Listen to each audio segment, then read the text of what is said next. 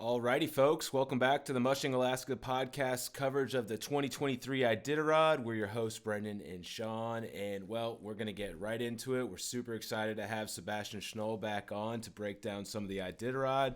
We just have him for about maybe half an hour, and well, let's get going. The first thing that I just want to say is when I found out that we were going to have you back, I was excited because the way things were shaping up, it was going to look like it was really going to be like a neck and neck race. And over the last, I would say like half a day, some developments have really happened. And Ryan Redington has really put himself in a pretty good place to take care of business if things hold out for him. So I don't know. What are your thoughts on what you saw today? Yeah, I mean, he took a gamble with going through Elam. Uh, at the time, he didn't know will Pete do the same or will he not. But he knew for sure if he would stay in Elam and let Pete catch up, well, that's when it's going to be definitely a neck or neck. So he took a gamble, and it worked out for him that he made it to White Mountain in a pretty decent time without getting hung up. And it worked out even better for him that Pete decided, oh boy, he's already gone. Well, I'm staying put for a while. Yeah, I just was kind of ultimately surprised because just kind of looking at Pete's runs, it looked as if to me Pete had been running a little bit more conservatively. He wasn't running as long of runs. Redington, what he had from Caltag to Unalakleet, he did a 10-hour, no rest. So I thought at some point that would catch up to him, and I guess the dogs are just kind of on another level. Yeah, and I mean, we all can speculate as much as we want without really being on the back of those dogs teams and seeing them. So we don't know what little cracks Pete might have seen. He was down to age much earlier than Ryan was. So, I mean, they're all incredible dog drivers, and at that point, you want to play it safe too. It's one thing to be racing, but once you're racing 8 dogs, 7 dogs, like Richie is now, you also have to be somewhat careful because if you load a dog then, and let's say get some wind in the blowhole, things can turn all the other way all too quick. Mm. Yeah, I mean, it's been interesting to see, so like what I view as, I mean, just great mushing decisions, but maybe as far as the competitive aspects goes, not what you want to see. But look, it's like I saw Bruce Lee say, these are dogs, it's not like you just like press a button and they go. And yeah, you can say I want to run from Koyuk to White Mountain all the way, and that's great that you want to. But you got to see, are your dogs up for it? And I think if a different musher was on the back of the sled, they might have gone for it. But I think it's kind of cool that you know competitiveness kind of takes second to, like, I just want to keep my dog teams strong and keep this a positive experience. And you saw a couple of teams doing that. Like Jesse Holmes kind of eased off a little bit around Caltag, and he had a pretty good hold on the lead, but he just started going a little slower. And again, who knows what he saw. And then, we see Pete through this. You saw Nick he's resting a bunch. He's not worried about where he's finishing now. He just wants to have his dog team have a good time out there on the coast. And he knows that he's not going to be able to crack the top 10, but there's still, this is still his, once a year trip with his dogs. And, he can still have some positive experience this year that'll carry over to the next year. But yeah, it's just been cool to see, hey, if the dogs are ready for a big push, that people aren't taking it. Wade Mars, he was kind of making his way towards the top 5, and then he's like, you know what, I got some young dogs. I'm seeing some things that might happen in a day or two. All right, I'm gonna ease off a little bit and not make these crazy big moves. Well, so in all honesty, I mean, my take on it is it's one thing what you say in the camera, but it's one thing what you actually really think and see. I mean, just going back to my old racing days in 2011, I was right in the mix along the Yukon River. I was the first team into grayling. By Caltag, I left third. By Unilaclete, I think I was fourth. And right there, I knew it's game over. I don't have it what it takes in the dogs to stay with the front or even to make another move. And when you look at the run times now here on into Elam, Ryan 6:18, Richie 6:17, Pete 6:19, Matt Hall 6:18. So they're all within 2 minutes. Damn. So I mean, that's crazy. Pete is dialed in enough that if Pete would have now been 15 minutes faster, I don't think he would have skipped. I don't think he would have stayed in Eden. But so you're not traveling any faster. Your dog number is lower than the team ahead of you. Well, if you keep the pedal to the metal, your chances of actually catching that time, it's not there. Because you are not traveling faster. So numbers don't lie. And that's probably what Pete based his decision on. Again, with 8 dogs, you are also 8 dogs and skipping a checkpoint. That's a risky move, And now, depending on what he sees in his dogs, what we don't know, he might have, not might have, he conceded in Elam and said, like, you know what? I'm not moving any faster than Ryan is at this point anymore. Unless something bad happens to Ryan, which he never would hope for, it is game over. And that's when he switched to, well, I'm playing it safe. I know Pete is a little bit behind me. I'm basically, if the going stays normal, conceding to second place. And he tried to hang as long with Ryan as he could. Yeah, that's a great, I think that is the take. I mean, yeah, that's great. Ease off, concede, and now we've got this race within the race. We've got the top 10, kind of starting to form, and it seems like there's not going to be as much positional switching, but Matt Hall has made a great push to be out there in the top 4. Pete and Richie have got to just be having a blast out there. Pete looking back and seeing his homie right behind him, like, yo, you son of a bitch, I'm not gonna let you catch me. That's they're kind probably of a fun. sweating. They're probably running in sweatshirts and running their butts off. That's just sounds so cool. Just like this total respect between the two of them, but at the same time, it makes it even a fiercer competitiveness that they're gonna have. And I know Richie wants more than anything to catch up to Pete and take that second place position. So that's gonna be cool to see. And yeah, I mean, what have you seen from like the pack behind? I mean, maybe from Richie and also just those mushers that are following Richie. Well, I found it interesting what Matt Hall did, what you touched on. I mean, he did a really good move there. But so leaving Elam, now he also took, I didn't look exactly at how much, like an hour plus on the trail, right when he got off the ice. And he probably once again based it on, do I see Pete and Richie? Well, then it's a point trying to push hard and stick with them. And he probably was a little bit too far back. That way he never saw them. And right there, coming off the ice, kind of said, well, I tried doing this move. It's got me up a lot of positions over time. But now the top 2 and 3 are a little bit out of reach by like 20, 25 minutes with those even run times like they had into Elam, that he decided, you know what, I'm going to give my team another hour plus extra little bit of rest here. And with that, solidify my run from White Mountain into the finish. Yeah, so he kind of has a pretty good lock on that fourth place position, it seems. And did you see that? I was at work all day. I didn't see exactly what his move was. I mean, did you see like kind of how he took that Unilaclete or maybe even Caltag to where he is now? I saw he camped, I think, outside of Koyuk, maybe. Well, so he camped. I gotta quickly go back to him here. So, but he prepared for that well, so to speak.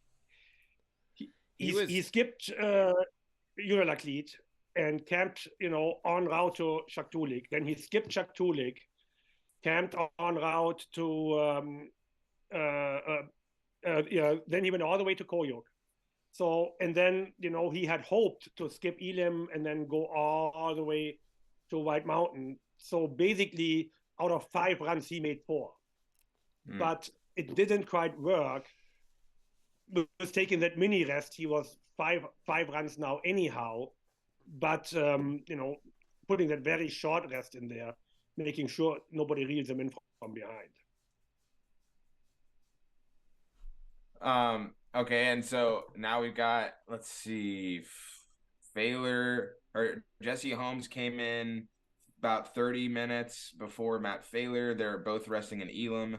Eddie Burke is another 20 minutes behind Failer, right? That right in between those 3 mushers, you have 51 minutes separating those positions and ahead of them.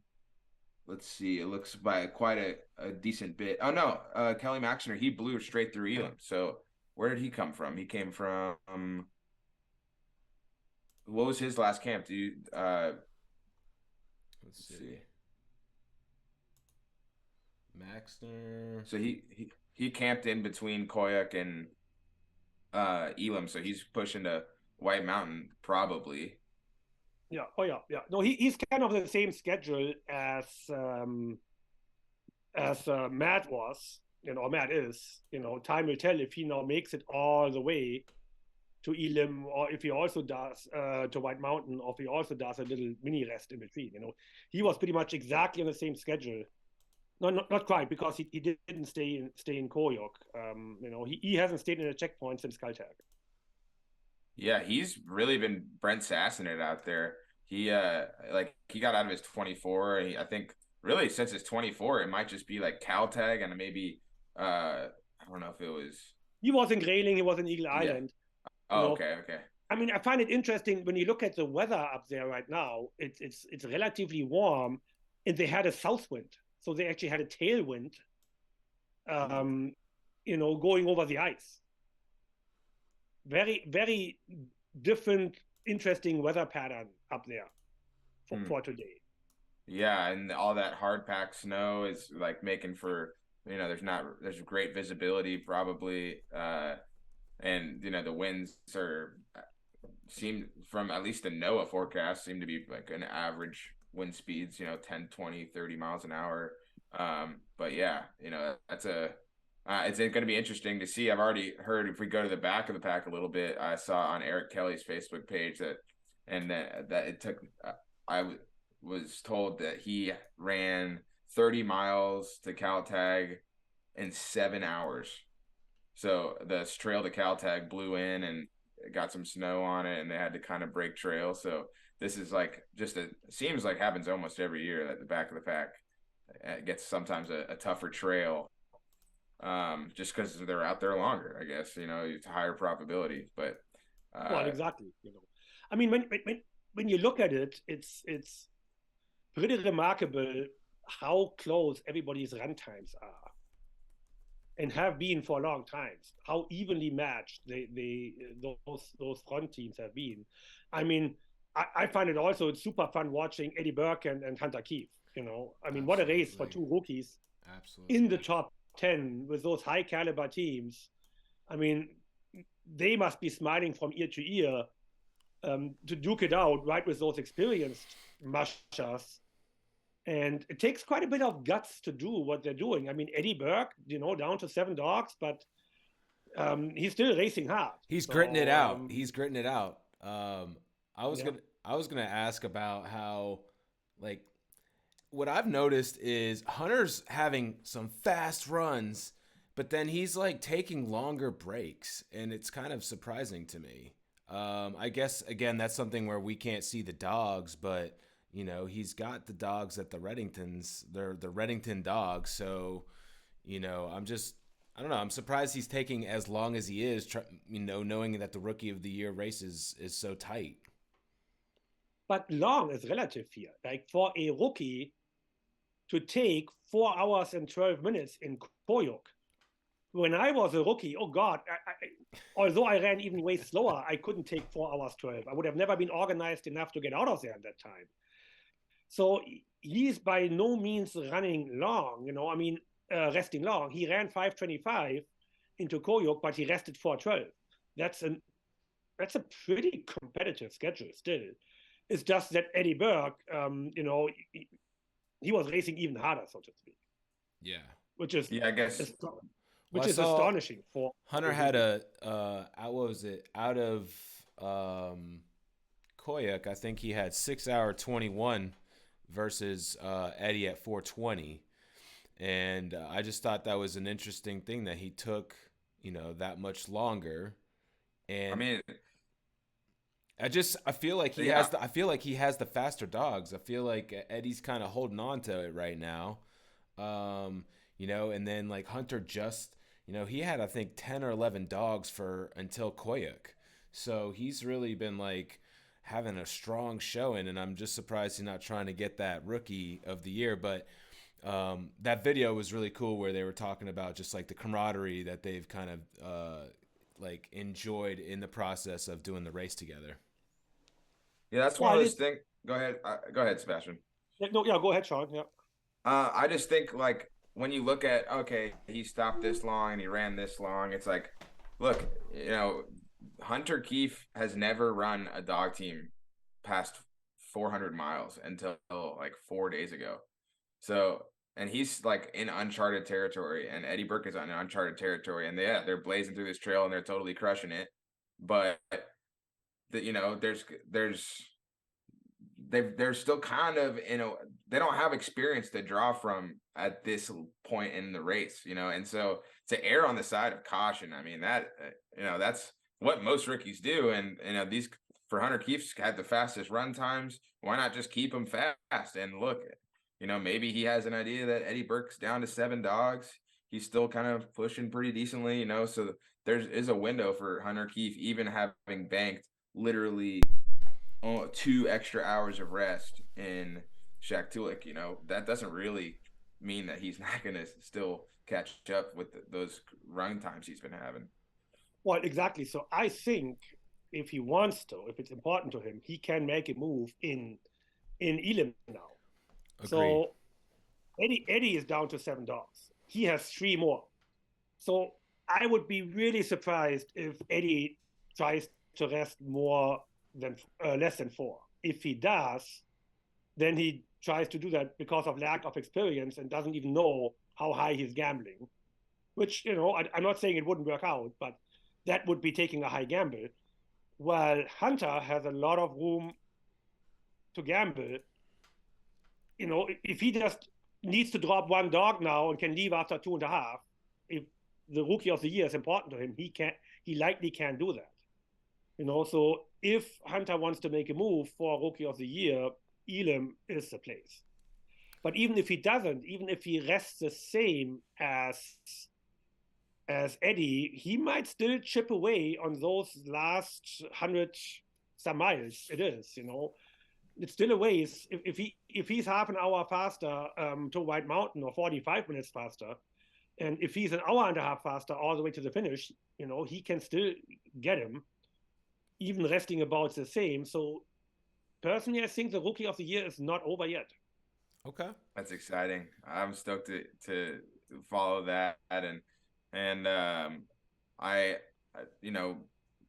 want to look at a couple of mushers here. We have, firstly, Christian Turner. I think you've seen some pretty long rests at some checkpoints. So another musher that's, seeing, okay, maybe the dogs are going at a slightly slower speed, or maybe there's just a couple chinks in the armor. I'm going to give him some longer rest, and I'm gonna get to that damn finish line. And with a strong team, maybe that's what we're seeing. Again, I can only speculate. We're looking at GPS and check in and check out times. Deke with 12 dogs might be the team. We got Jed Stevenson's got 12 dogs. So like, I don't know if anyone else in this race has 12, but that's boding well for him. And Ramey Smith was his 1,000 miles of training going into this race, and he's been building his team up throughout the race. But when you have low training you have a higher probability that you're gonna have, maybe a dog, with a soreness or something. So he's down to 8 dogs, and he's mushing the Shaq Tulik. And I mean, this guy's a total veteran. I think he's run like 16 plus Iditarods. So but he's down to 8 dogs, and so we're rooting for him to get to that finish line. And of course, Mike Williams hasn't been in the race for in a few years. And from Bethel, he's probably excited to see Richie and Pete up there and hoping he can greet them and know him. He's down to 8 dogs, but that, having 8 dogs doesn't mean you're going to go slower, necessarily, but yeah, like we were saying, if you need to have to carry a dog in the middle of a run, that could really be a kind of a bummer of a run when you're down to that number of dogs. So one thing I wanted, so Christian Turner is an odd one. I see him still on the tracker in Shaktulik, but he has signed out. So did he go back, or what happened there? At least on the tracker I'm looking at, I'm trying to figure this out right now. It looks like he left, but right now the tracker. So Christian seemed to have retreated. So he had really? left Shaktulik, and then he went out. He didn't even make it to the shelter cabin, and he went back.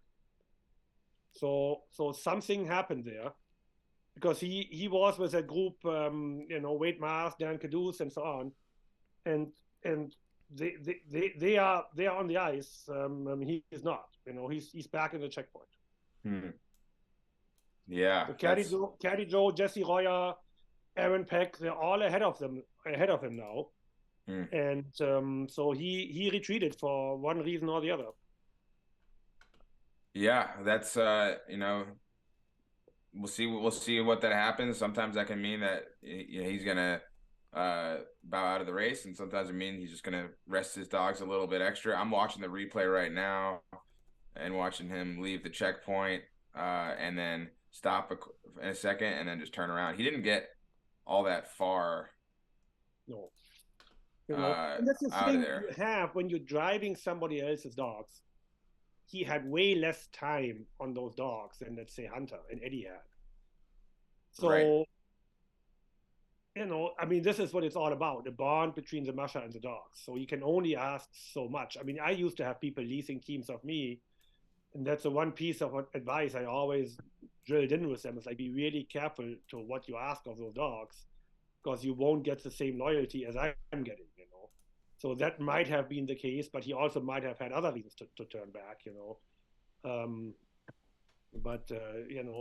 Right now, he went the safe route and went back to Shaktulik, and no damage is done other than to his ego if he's spending another whole night there and then keeps on going. Right. So one thing. Go ahead, Brennan. Yeah, I was going to say, I know that we're up against the clock with your time, Sebastian. So I do kind of want to just revisit the the situation with Redington. What he's got left ahead of him. I think they were saying that it hasn't been since 2014 and since someone with the lead from White Mountain has lost it. Is there anything in your mind that you see possibly affecting Ryan getting to Nome in first place? He's in a super comfortable position where he even could take an extra hour, which he's probably not going to do, but he could. So even if he does get hung up a little bit, or if he does need to regroup, let's say, in safety for a little bit, he has a pretty nice cushion. In 2014, I was out there with a snow machine. That was brutal. Probably like last year. I didn't see a forecast like that. That being said, the blowhole can be ugly for anybody. So I sure hope he's not getting a repeat of 2014. But the gap he does have is pretty major. It affords him some luxury of decisions. Pretty exciting that we're gonna get unless some kind of crazy thing happens, a Redington winner after the founder of the Iditarod, Joe Redington, and all of the Redingtons that have placed. I don't know how close they've gotten. That'd be an interesting thing to. I'm sure Sebastian's got a database in Ray his got brain. fourth place. Ray got fourth. Okay, and Robert's mushed a few times. Did Ramey ran some Iditarods, right? Yeah, but I think Ray's fourth place was the highest they came to getting the trophy. No, I think it's super exciting, and it's in a way almost like overdue. It's something which all the what I would call bigger mushing families who had a lot of stakes in the race. The Seavies, the Mackeys, the Reddingtons.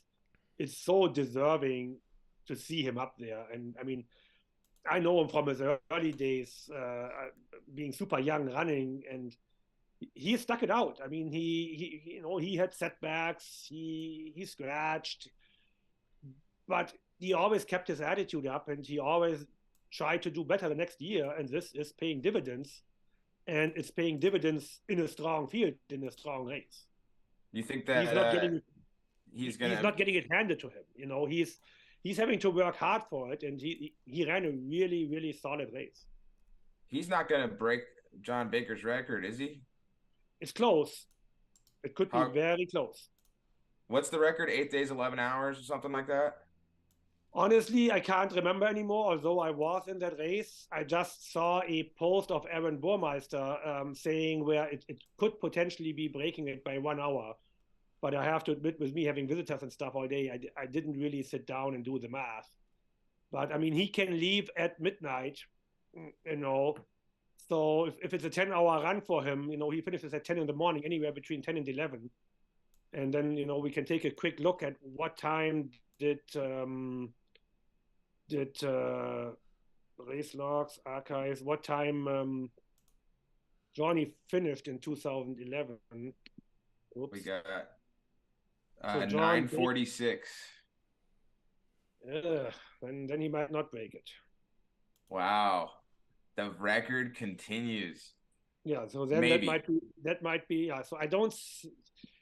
If it takes him 7 and 3, that's 10. Very rarely. I mean, at the time it took John Baker 6:43 and 2:58, so close to 10. Yeah, he might not get the record, but it could be close. Nice. So that's kind of a cool little race within the race. But hey, Sebastian, thanks for joining us, man. And that was some awesome insight, and it's been fun getting to chat with you. Yeah, awesome, guys. Yeah, appreciate it. I guess we all know what we do throughout the night and early tomorrow morning. Yeah, I'm gonna be checking this tracker. I don't have work tomorrow, so I can stay up. Yeah, no, I'm almost like glad when this comes to an end, where I'm like, my friends who were here, they were like, man, you're addicted to your phone. You keep on looking at it. It's like, and they're not mushers. So I tried explaining to them. It's like, look, it's the Iditarod, and it's a really tight race. And they're like, okay, whatever, Yeah. It's like, when they have no relation to it, they thought I have a phone addiction. I'm sure you don't, except for the last 10 days. Yeah. That's right. Cool, guys. Party on. All right. Take care, Sebastian. Thank you. You too. Bye-bye. All right. Let me just fix you, Sean, real quick. Bada bing.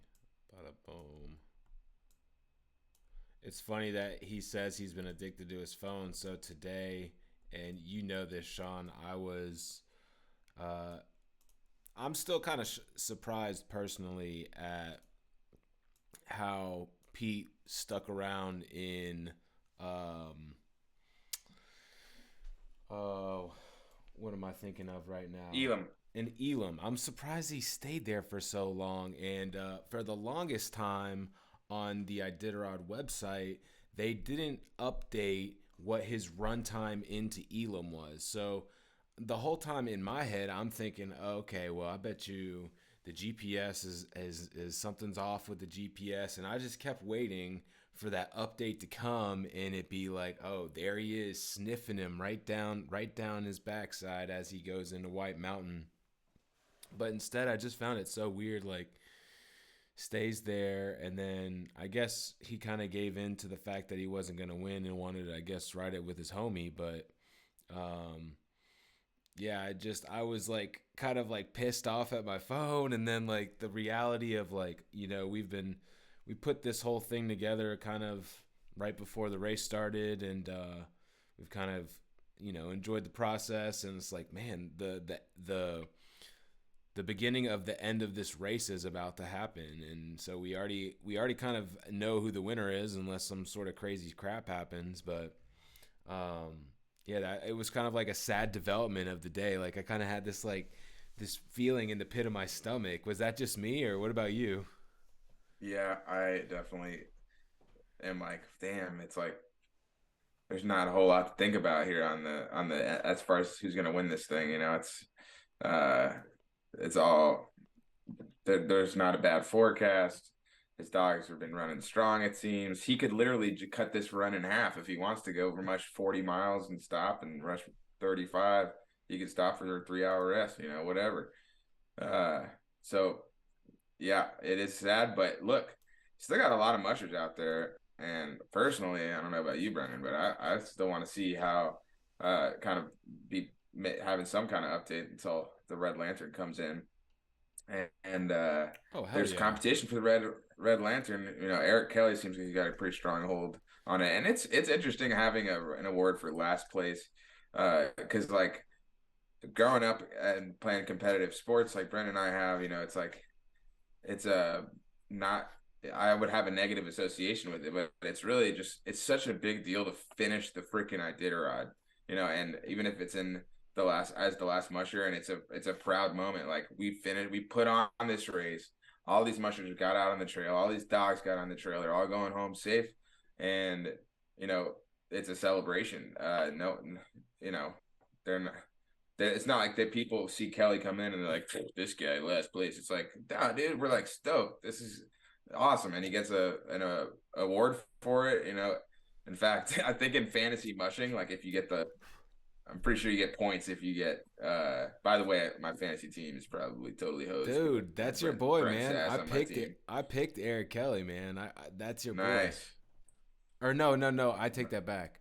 Jed Stevenson. I take that back. Jed Jed. Stevenson.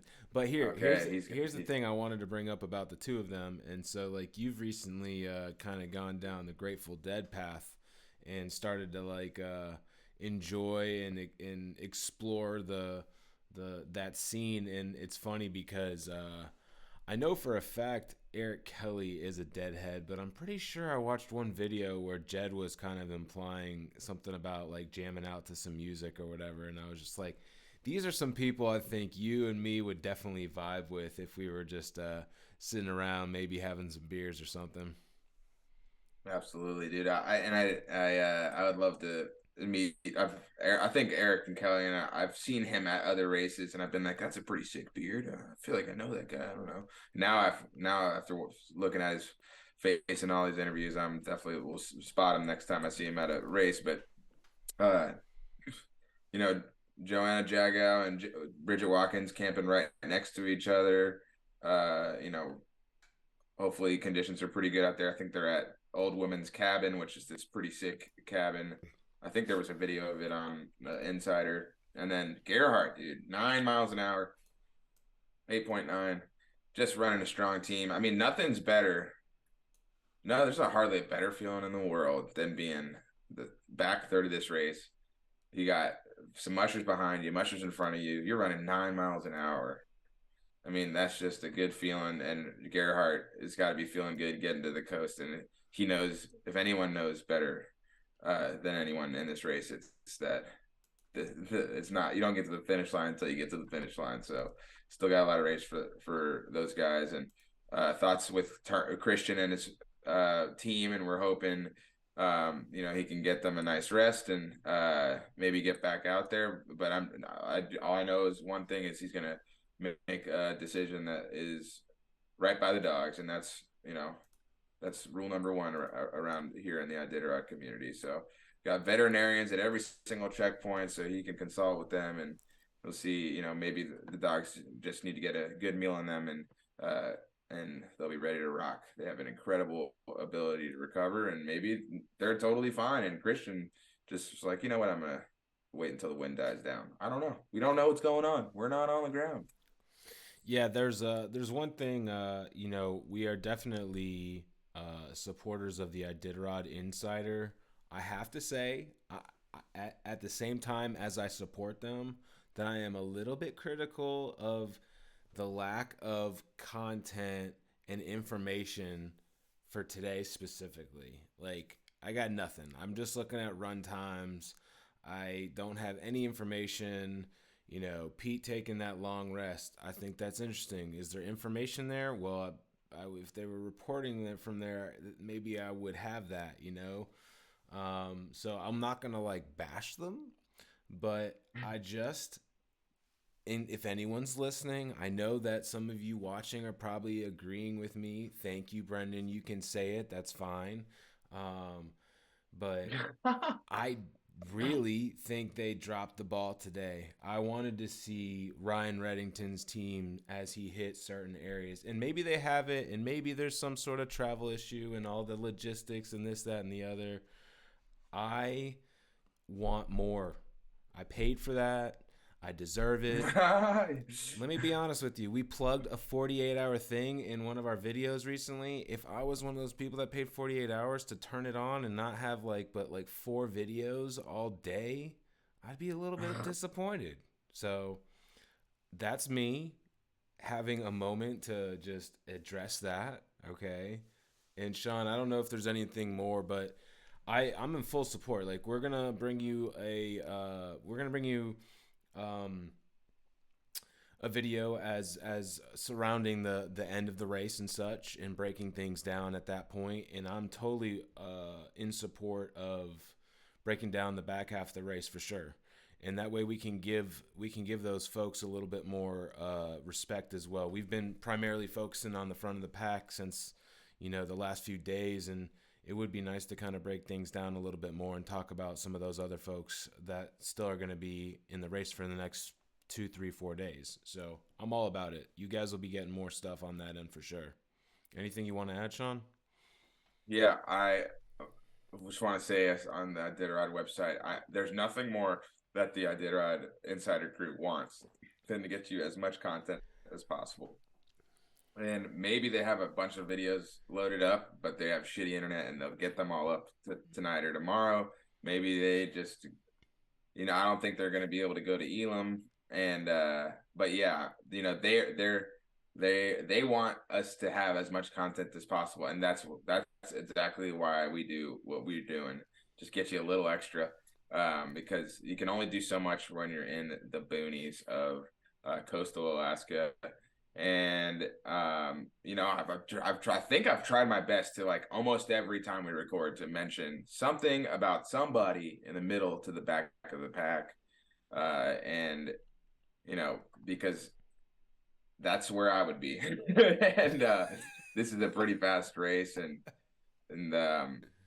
these guys are all that was one of my favorite things that Sebastian said. A lot of times people ask me when I did sled dog tours, like, what separates the winning team from like the other teams. And honestly, more often than not, it's just how much rest you take, right? So the guys in the front took less rest, but really most of these teams are running about the same speed. And of course, there's a ton of other variables, what you're feeding them, how fast you're running.